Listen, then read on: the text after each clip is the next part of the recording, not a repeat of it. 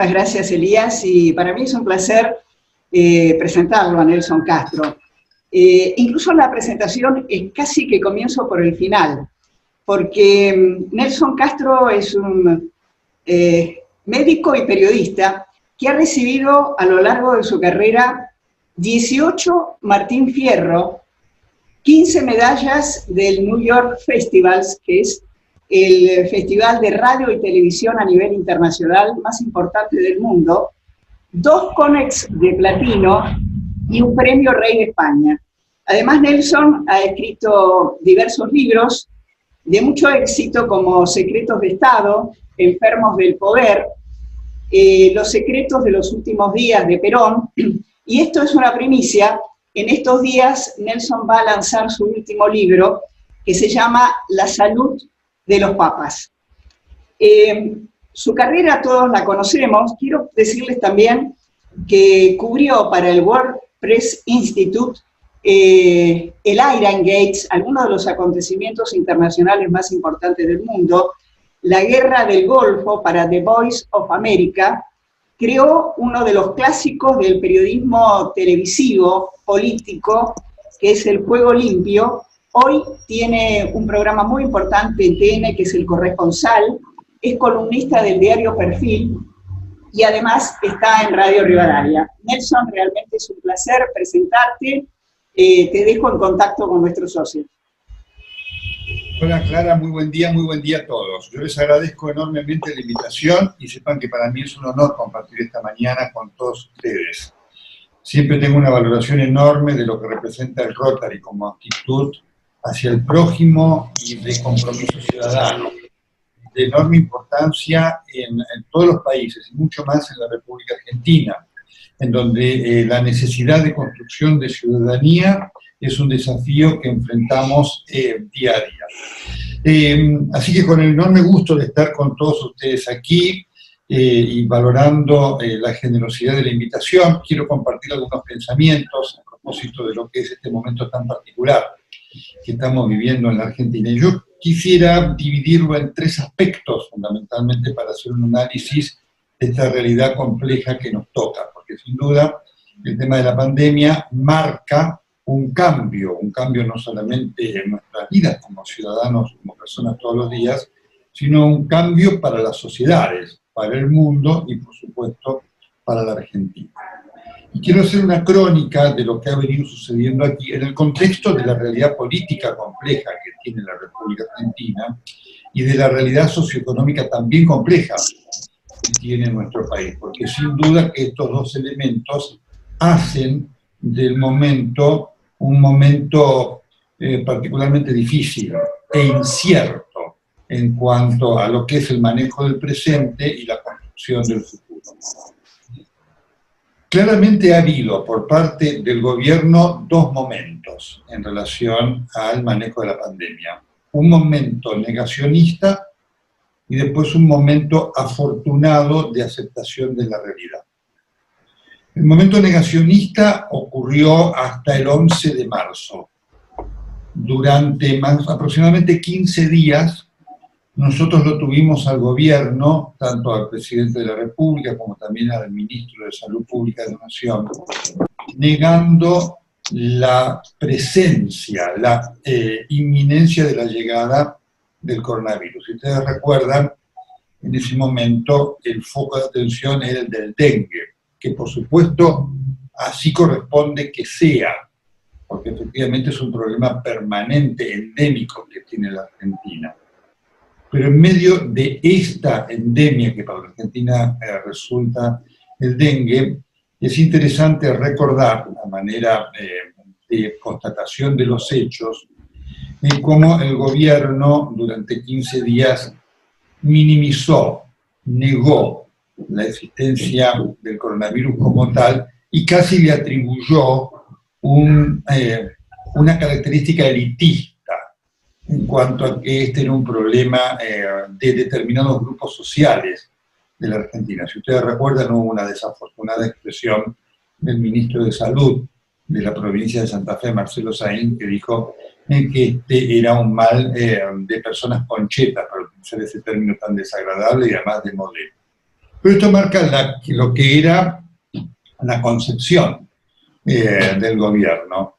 Afortunadamente, sin duda la presencia de la realidad a partir no solamente de la existencia del primer caso, que si ustedes recuerdan se confirma el martes 3 de marzo, sino también a partir de lo que fue la curva, una curva de duplicación realmente muy preocupante que tuvo la Argentina. El primer caso fue el 3 de marzo y para el 8 de marzo ya teníamos exactamente 8 casos.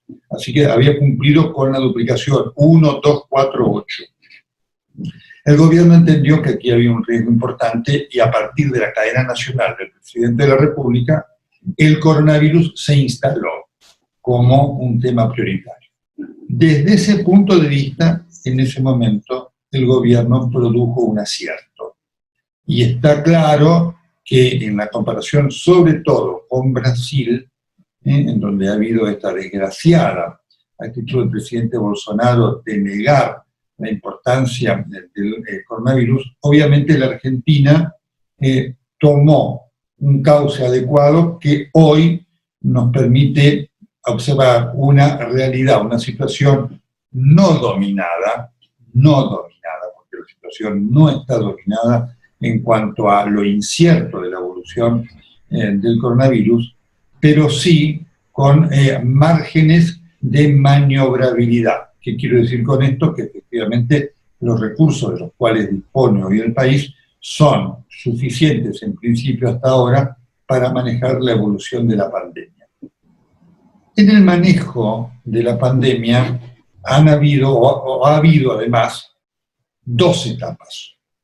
Hubo una primera etapa que fue la de la primera cuarentena, en la que empezó hasta hasta el 31 de marzo, esos 10 primeros días, en donde claramente el elemento sanitario epidemiológico fue el que dominó, y el que imperó, y el que marcó el ritmo de la evolución, con un nivel de aceptación mayoritario por parte de la sociedad importante, realmente alto.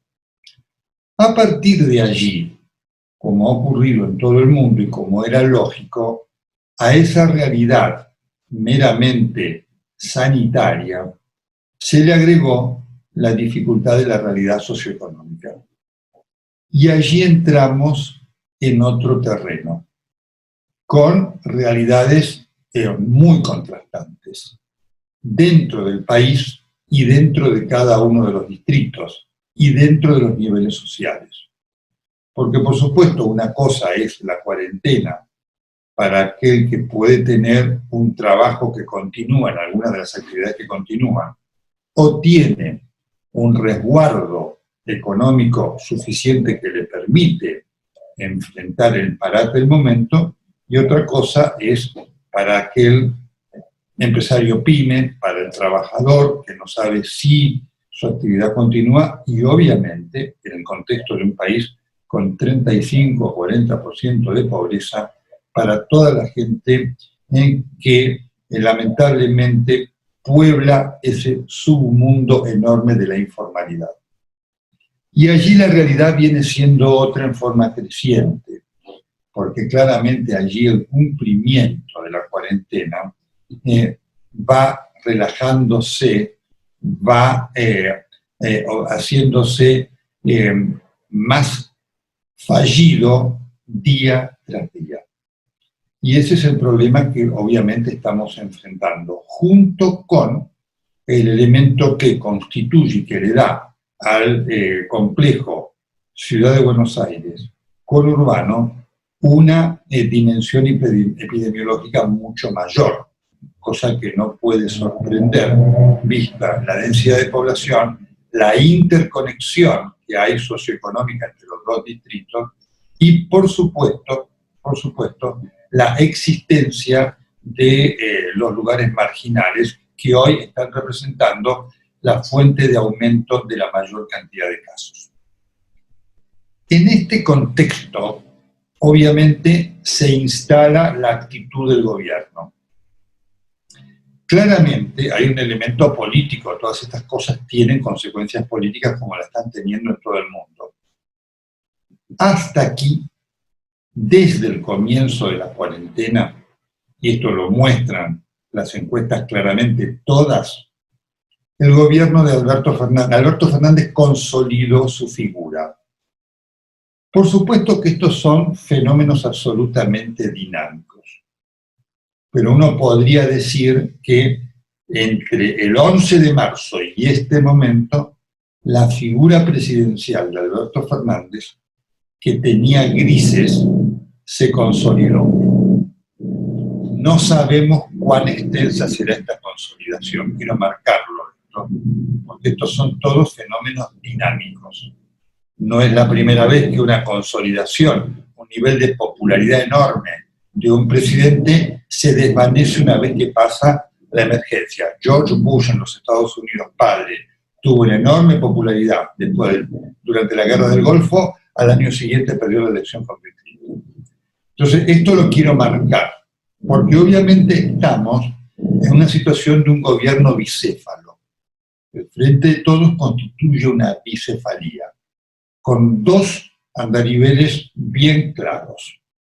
Un andarivel de ejecutivo que maneja Alberto Fernández en los temas que tienen que ver con la administración diaria del poder, el ejercicio de la tarea administrativa del gobierno.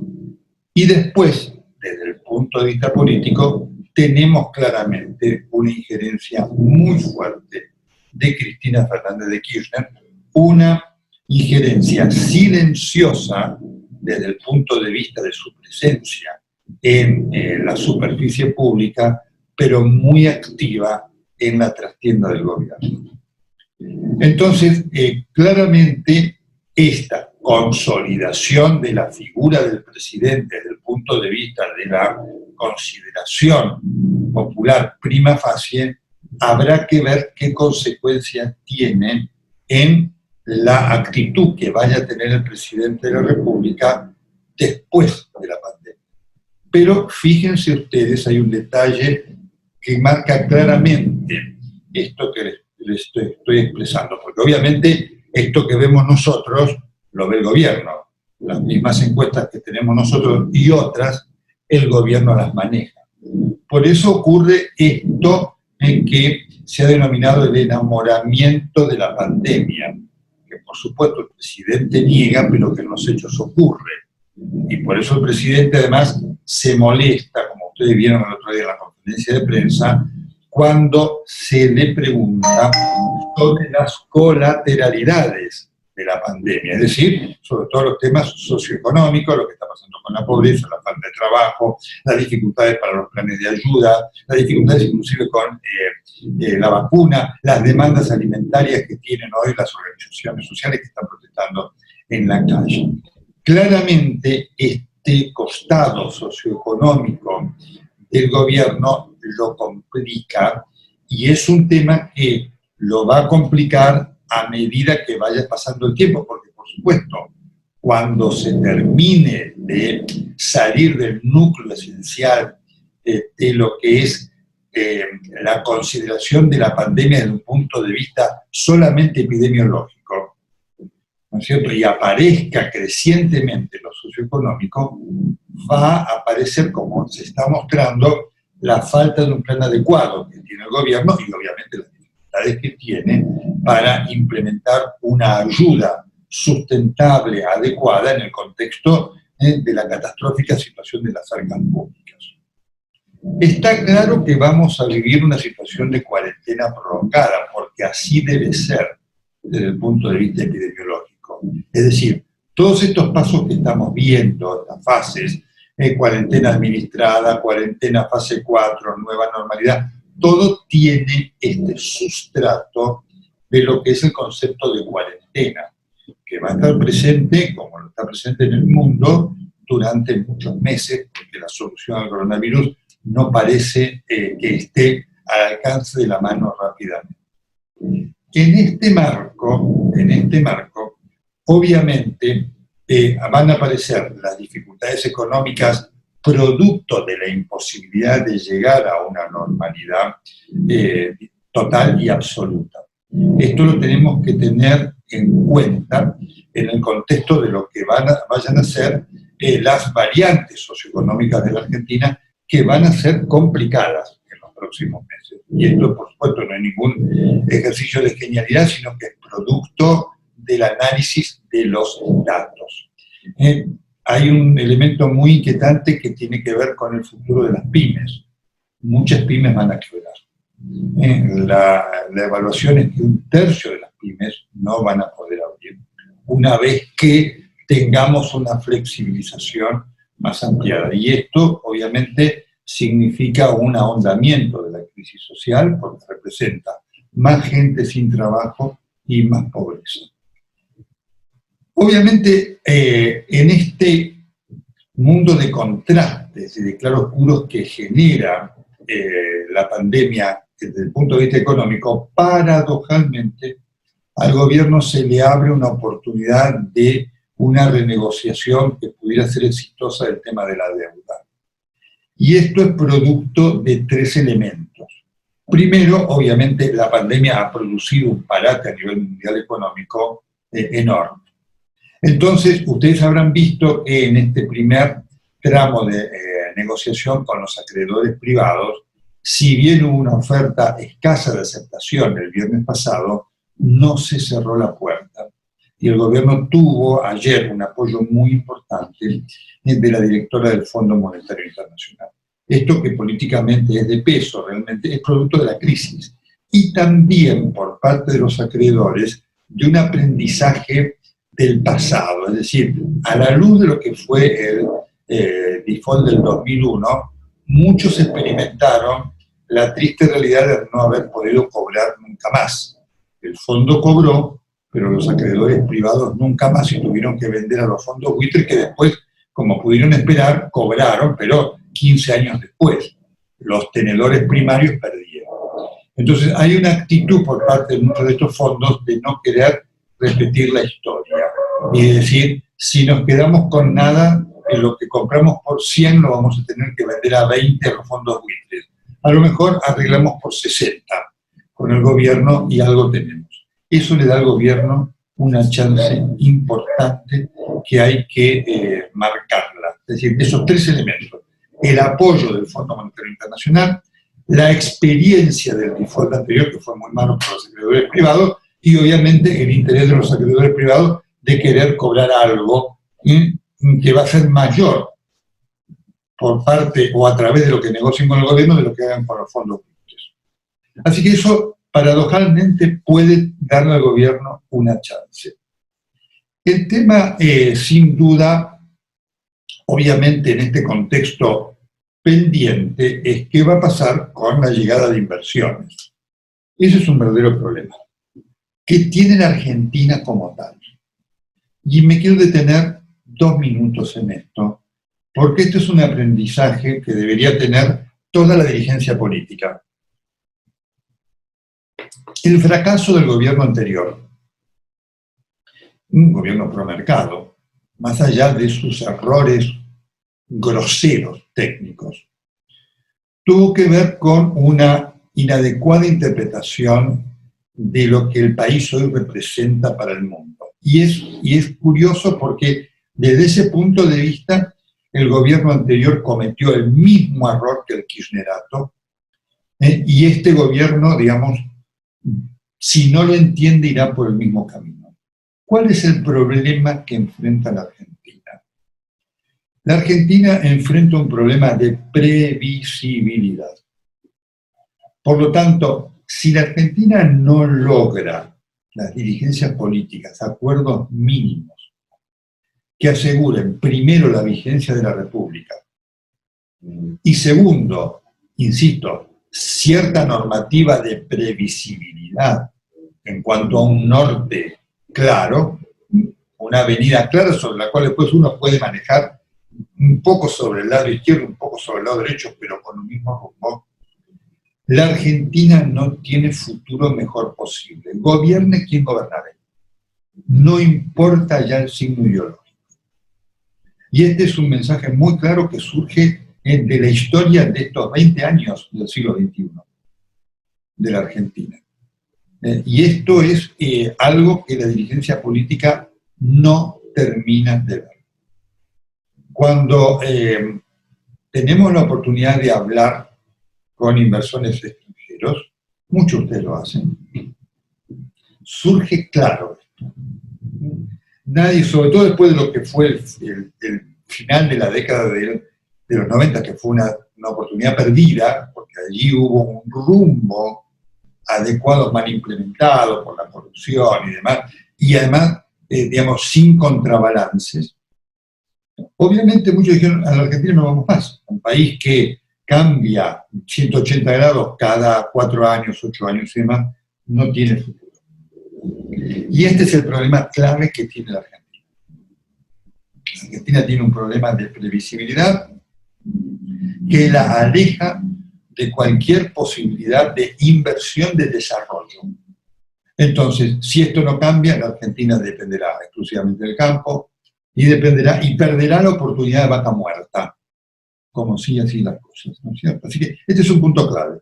Si la dirigencia política no ve esto, no importa qué signo ideológico gobierna la Argentina, los problemas estructurales de la Argentina no van a cambiar.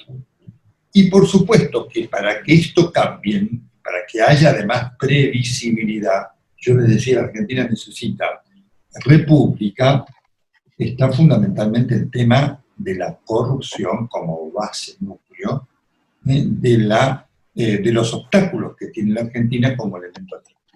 Esto permanece. Esto es digamos, un elemento, un denominador común de la realidad argentina que la hace realmente falta de atractivo para las inversiones. Y esto también los inversores extranjeros lo aprendieron.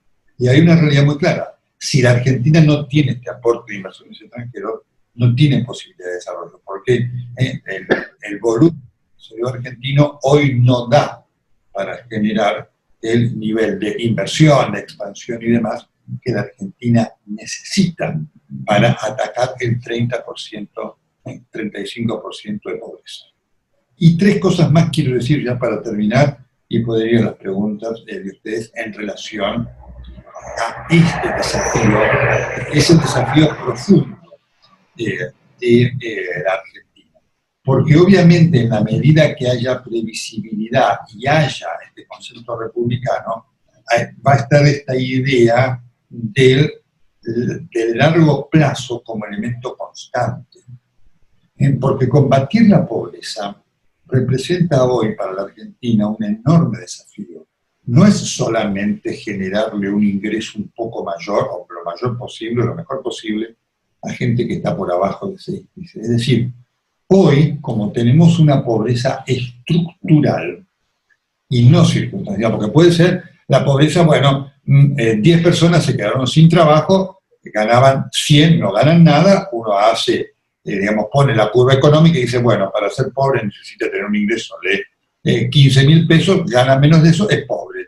Por supuesto, si nosotros esto lo hacemos, si eso es algo circunstancial, en cuanto gana 20.000 pesos deja de ser pobre y ya está. Hoy tenemos, después de la cantidad de años en los cuales la Argentina ha generado esta pobreza, tenemos un componente estructural, porque entonces no es solamente ya este problema del salario, es un problema de educación, es un problema de valores, es un problema de códigos de comportamiento, de sociabilidad.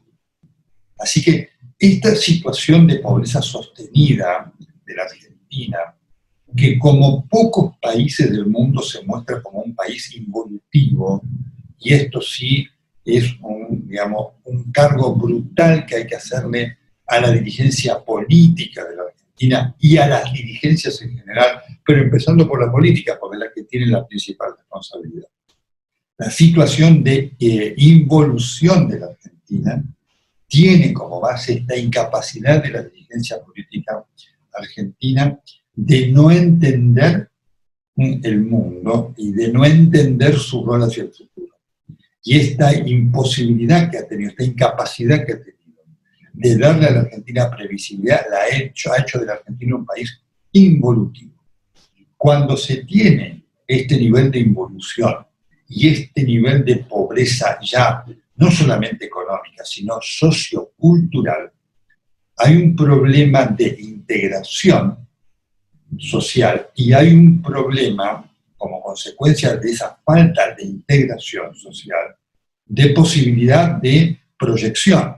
Porque obviamente, si uno, el ejemplo es muy claro, ¿no es cierto? Que una fábrica crea puestos de trabajo y queremos dárselo, queremos incorporar a mucha gente pobre que no tiene educación, pero no solamente, educación es mucho más que instrucción.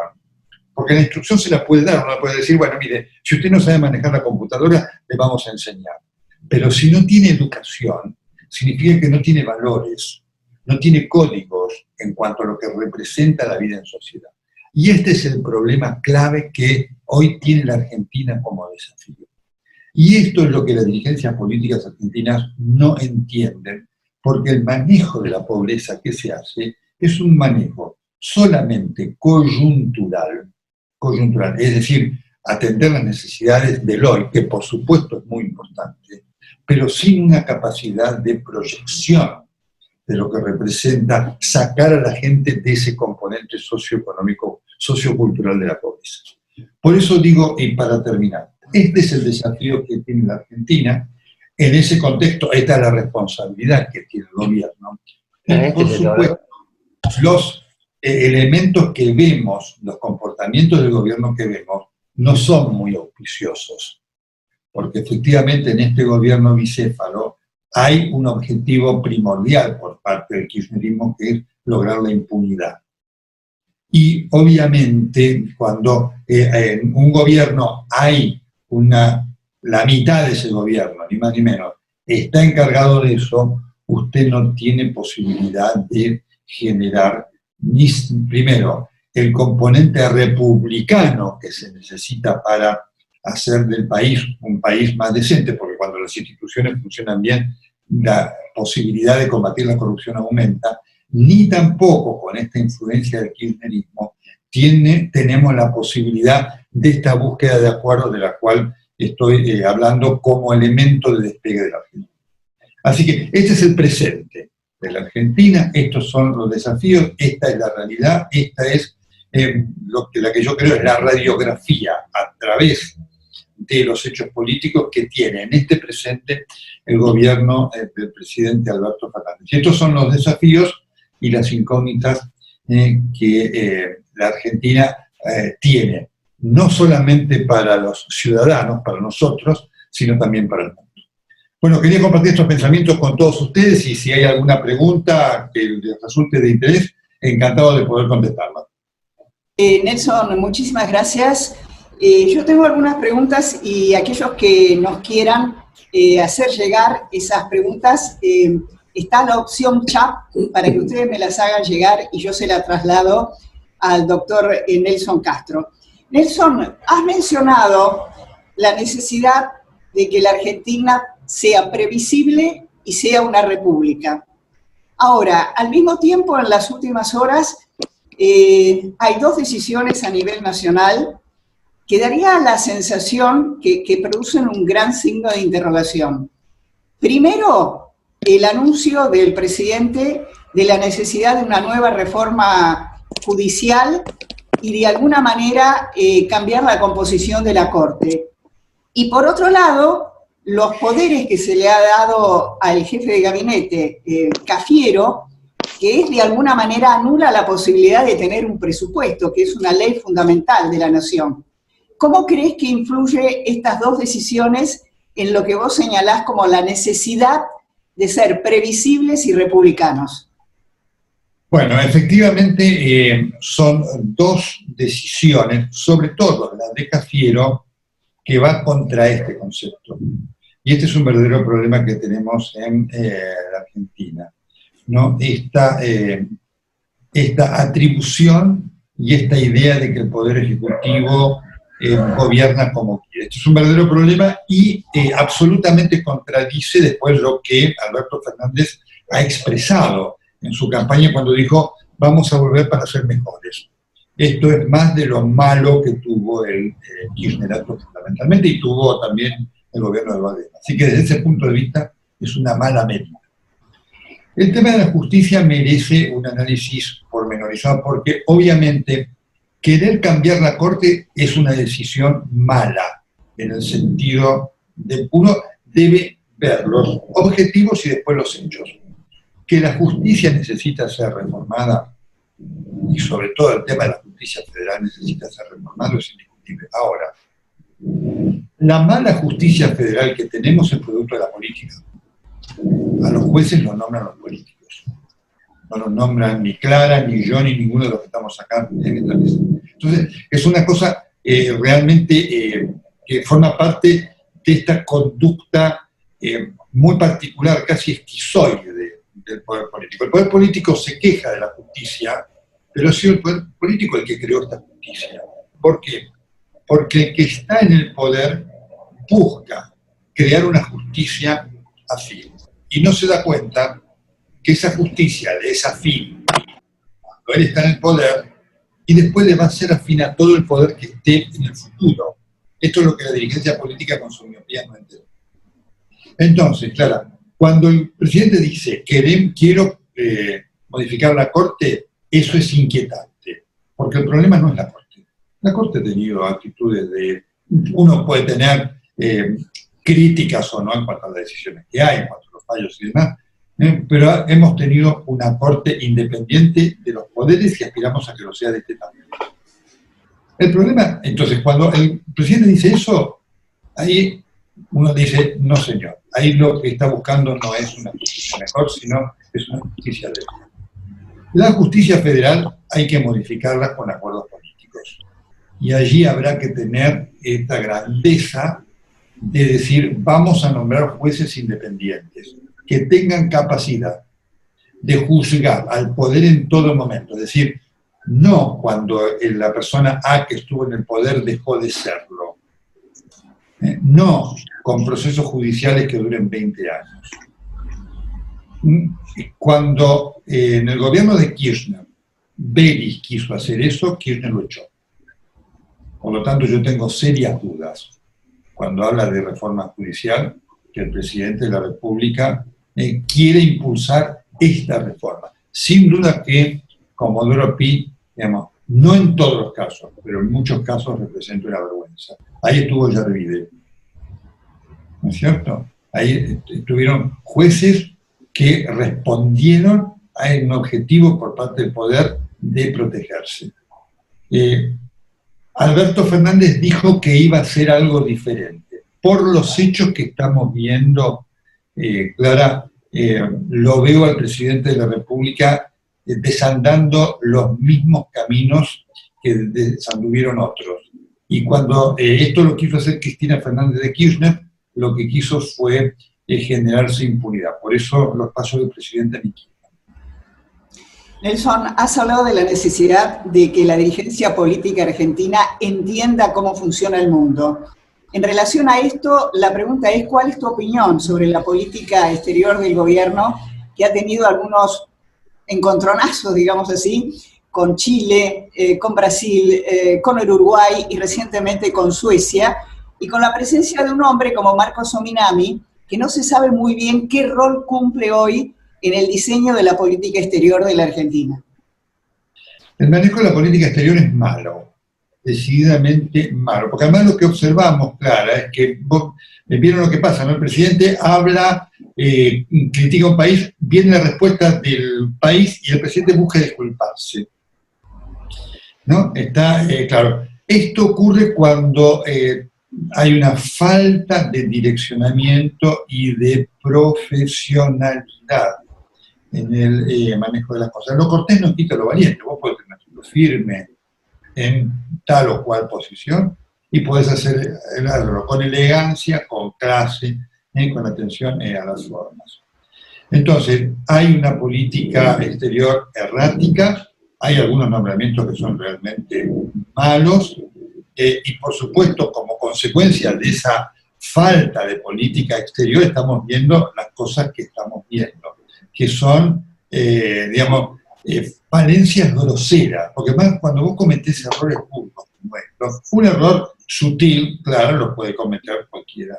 Errores burdos como estos, el presidente de la República el otro día haciendo esa comparación con Suecia, que no se entendió además qué quiso hacer, como lo mismo con Chile, es equivocada y muestra, además, este intento de utilización política de la pandemia, que es un tema absolutamente criticable. Nelson, ha habido una reunión importante entre el presidente y la vicepresidenta, 3 horas, y algunos ven en esa reunión de 3 horas, que es muchísimo, un punto de partida para una relación distinta con la oposición. De hecho, el presidente ha salido a criticar a María Eugenia Vidal, ya ha habido hoy una fuerte respuesta de Juntos por el Cambio. ¿Crees que ese amago de convivencia se ha roto? Bueno, esa es una de las incógnitas. Uno debe tener en cuenta que Cristina Fernández de Kirchner, que es una persona enferma, Cristina es una persona enferma, esto ya lo hemos hablado muchas veces, ¿cierto? Es una persona con una personalidad patológica, para la cual el conflicto es su vida. Una persona enferma hace del conflicto su vida, ¿no es cierto? Entonces, indiscutiblemente, producto de esta bicefalía, se está viviendo esto. Cosa que es altamente detrimental para Alberto Fernández y para su gobierno. Porque obviamente si Alberto Fernández no logra un gobierno, digamos, de apoyo, va a tener primero problemas dentro del peronismo, porque los va a tener. Cristina no es una persona querida dentro del peronismo por los gobernadores, porque además, en los hechos, sobre todo, claro, ante una situación tan difícil, porque vos podés hacer ejercicio de alquimia política, podés hacer lo que hace Chávez, y porque tenés un país con una potencia socioeconómica importantísima y demás, ¿cierto? Un país que tiene el drama, que tiene la Argentina, dependiendo fundamentalmente, insisto, por eso lo marqué, de inversiones extranjeras para poder cambiar esto, es un país que necesita acuerdos, digamos, claramente. Es decir, por eso esa reunión fue una reunión importante e inquietante, ¿no es cierto?, demostrativa de este poder que pretende tener Cristina Fernández de Kirchner, que lo ha llevado además a Alberto Fernández a cometer errores. Uno de ellos, de los tantos, esto que pasó con los presos. Lo que pasó con los presos fue un grave error del presidente de la República, de no haber tenido todo un contexto de apoyo a lo que estaba haciendo el secretario de Derechos Humanos de Pietragala con la liberación, el intento de liberación de Jaime y demás, no hubiera ocurrido todo esto. Así que, sin duda que esa reunión fue inquietante en cuanto a las consecuencias. Y si ese es el camino por el cual va a ir Alberto Fernández, el destino del gobierno es el fracaso. ¿Cuál es, acá me hacen llegar una pregunta, ¿cómo ves el rol de la oposición hoy? ¿Cuál sería el desafío? ¿Es necesario buscar nuevos liderazgos? Teniendo en cuenta además que después vienen las elecciones de medio término, pero hoy, ¿cómo lo ves? Mira, la oposición tiene un verdadero problema, Clara, porque representó un fracaso importante en relación con las expectativas que se habían generado, ¿cierto? Sobre todo el tema socioeconómico es de tanto peso que más allá de ese 40% que tuvo Macri, que claramente fue un 40% que tuvo como sustento el no a Cristina, la oposición tiene el desafío de ver cómo genera una alternativa en cuanto a propuestas que le dé chances de tener votos.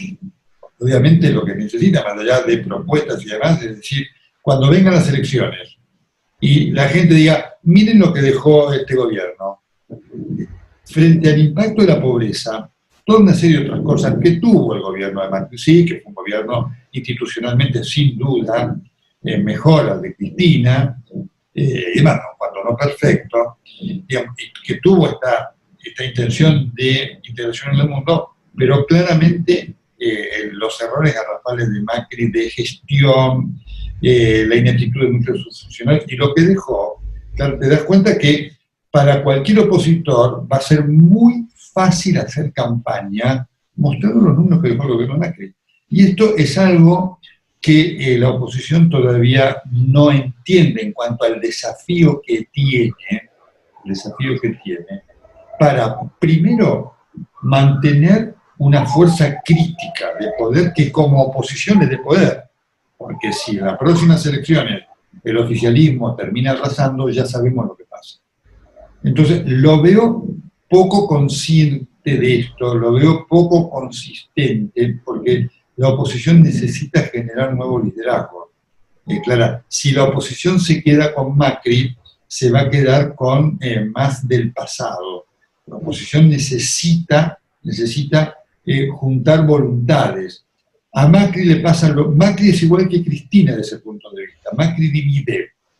Y la oposición necesita gente que una. Sobre todo para que ante el recuerdo de la mucha gente que lo votó y te dice, yo lo voté a Macri, me quedé sin trabajo, sin esto, sin otro demás, vea una chance de liderazgo distinto. Desde ese punto de vista, la veo absolutamente falta de conciencia, de conciencia en cuanto a la cuesta que debe remontar, Clara, que esto es lo más difícil. Acá hay otra pregunta. ¿Cómo ves el rol de Horacio Rodríguez Larreta hoy? Bueno, sin duda que ha sido un rol de un protagonismo muy importante. Y más allá de este fallido que fue con el tema de los mayores de 70 años, donde equivocó cuidar a la gente con aprisionarla en su casa, eso ha sido claramente una falta de inteligencia en cuanto a la visión de las cosas. Hay una gestión importante y representa hoy por hoy, desde el punto de vista de lo que es el manejo de la crisis en la Ciudad de Buenos Aires, yo te diría un nivel de eficacia importante, un nivel de asunción de la responsabilidad, es decir, la información se está dando, y representa una concepción política muy importante, ¿no? Porque, voy a decir esto, sin duda, Clara, que cuando vos ves el gobierno de Macri, vos notás lo que representó la falta de Rodríguez Larreta en ese gobierno nacional. Si el jefe de gabinete de Macri hubiera sido Rodríguez Larreta, el gobierno de Macri hubiera sido otro. Claramente. Porque Rodríguez Larreta tiene un elemento importante. Rodríguez Larreta es un hombre que viene del peronismo, tiene formación política. Y tiene una comprensión para lo que significa el futuro de Juntos por el Cambio de dos cosas. Primero, de capacidad de gestión, que la tiene, y segundo, concepción de integración política. Rodríguez Larreta es un hombre que busca acuerdos. Macri se juntó en un gabinete generador de disensos, empezando por Marcos Peña. Entonces, desde el punto de vista del presente, la crisis representa para él un gran desafío. Que hasta el momento lo viene llevando bien, con cosas para corregir como esta que he marcado. Pero, además, esto le ha dado un protagonismo muy importante, su cercanía con Alberto Fernández es un hecho importante, no es un dato menor, que inclusive ha generado alguna observación crítica de Cristina hacia Alberto Fernández, porque ha visto ella lo que viene creciendo. El manejo de Rodríguez Larreta es mejor que el de Kicillof. De la crisis, de hecho, el otro día en la conferencia de prensa, Rodríguez Larreta estuvo mucho mejor que Kicillof. Por lo tanto, Rodríguez Larreta se, digamos, constituye, junto con lo que podrá hacer María Eugenia Vidal, en lo que como elemento futuro puede ser la chance de Juntos por el Cambio para, primero, mantener poder político y, segundo, aspirar algún día a un regreso. Bueno, te voy a hacer una pregunta que te va a sorprender, que me han hecho llegar. ¿Crees que el próximo candidato del Frente para Todos puede ser Máximo o Kicillof? Bueno, es una muy buena pregunta. Algunos quisieran que sí. Y es interesante porque si es si es, Máximo es un personaje para analizarlo con detenimiento, en cuanto a que es un personaje con claroscuros, tiene todo el elemento del kirchnerismo, de la corrupción y demás. Sin embargo, los que hablan con él de todas las vertientes, inclusive gente de Juntos por el Cambio bien pro, se sorprenden de encontrar a una persona con capacidad de diálogo. Es un tema. Kicillof efectivamente es el kirchnerismo militante de la soberbia y la irrealidad. Vos lo viste el otro día. Verlo a Kicillof en público es una muestra muy importante.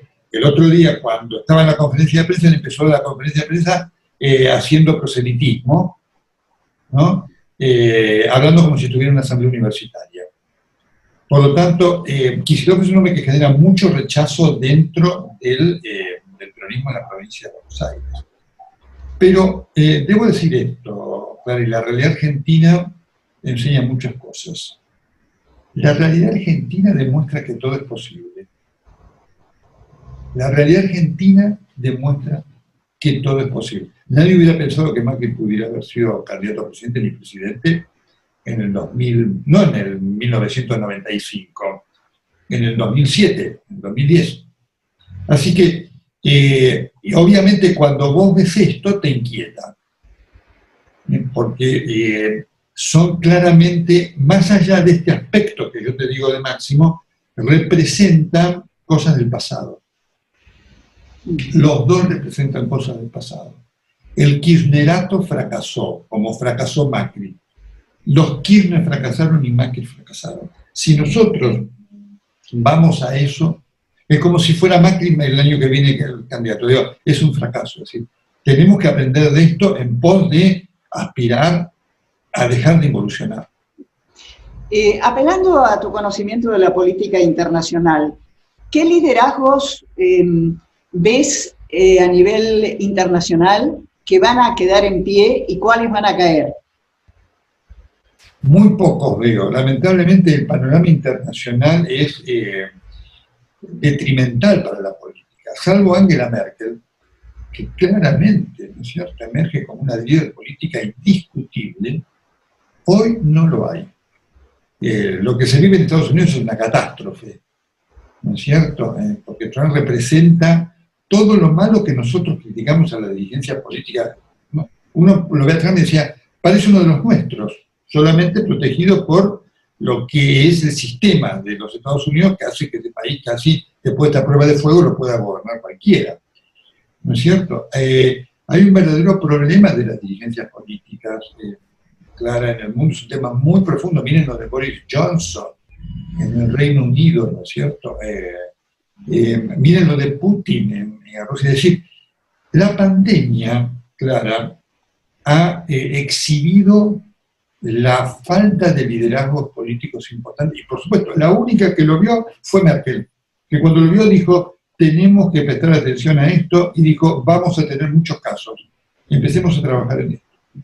Porque además, la pandemia ha demostrado, el otro líder que cuando vos lo escuchás retrospectivamente, va a decir Obama. Cuando vos escuchás el discurso de Obama de hace 3 años diciendo, ojo, porque la ciencia está pronosticando esto, te das cuenta de la escasez de líderes. Porque, ¿cuál es el elemento que yo marco de la pandemia? Es muy interesante esta pregunta, como todas, por supuesto. ¿Por qué digo que la pandemia ha expuesto la precariedad de las dirigencias políticas? Por 2 cosas. Primero, porque la ciencia predijo esto. Hace 1 año, hace 2 años, hace 3 años, ningún dirigente político, salvo esto de Obama y Merkel, se preocuparon por escucharla. Implica una actitud de la dirigencia política de desprecio hacia el conocimiento. Muy importante. Es decir, la dirigencia política hoy hace exhibición de un nivel de ignorancia fenomenal. Y uno de los elementos de ignorancia es la falta de apreciación y de atención al conocimiento. Entonces, el otro elemento, digamos, que ha ocurrido, que los ha expuesto, es la negación de la realidad.